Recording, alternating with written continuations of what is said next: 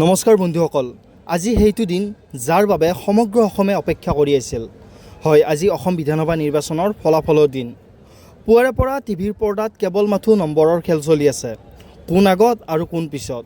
কিন্তু ঘৰত বহি টিভি চাই আমাৰ শান্তি পোৱা নাই। গতিকে আমি ওলাইছোঁ পোনপটীয়াকৈ DC অফিচ অভিমুখে। তাত এতিয়া কেনেধৰণৰ পৰিৱেশ, কেনেকুৱা মানুহৰ কিমান উত্তেজনা, সকলোবিলাক আপোনালোকক দেখুৱাম। আমাৰ লগত শেষলৈকে থাকক এইটো ভিডিঅ'ত। আৰু আমি যিহেতু ঘৰৰ পৰা পুৱাই খালী পেটত ওলাই আহিছোঁ, সেইবাবে ব্ৰেকফাষ্টটো কৰিবলৈ হোটেলত সোমালোঁ। মই চাহ মিঠাই খালোঁ আৰু দাদাহঁতে পুৰি চাহ মিঠাই এনেদৰে খালে। চাওক বন্ধুসকল, আমি এতিয়া DC অফিচৰ একেবাৰে ওচৰত আহি পালোঁ। ইয়াতে গাড়ীখন আমি পাৰ্ক কৰিলোঁ, যিহেতু DC অফিচলৈকে আজি গাড়ী নিব পৰা নাযাব, গতিকে চেকগেটতে পাৰ্ক কৰিলোঁ। আৰু ইয়াতেই চলি আছে ভোট গণনা। আৰু ইয়াত হাজো শুৱালকুছি সমষ্টিৰ লগতে কমলপুৰ সমষ্টিৰ লগতে কেইবাটাও সমষ্টিৰ ভোট গণনা চলি আছে। ইয়াৰ পৰিৱেশ একেবাৰে টপত। এফালে জিকি থকা প্ৰাৰ্থীৰ সমৰ্থকৰ উৎসাহ আৰু আনফালে সংবাদ মাধ্যমৰ দৌৰা-দৌৰি। কোনোবা চিন্তা হৈছে আৰু আন কোনোবাই ফলাফলৰ বাবে অধীৰ আগ্ৰহেৰে ৰৈ আছে।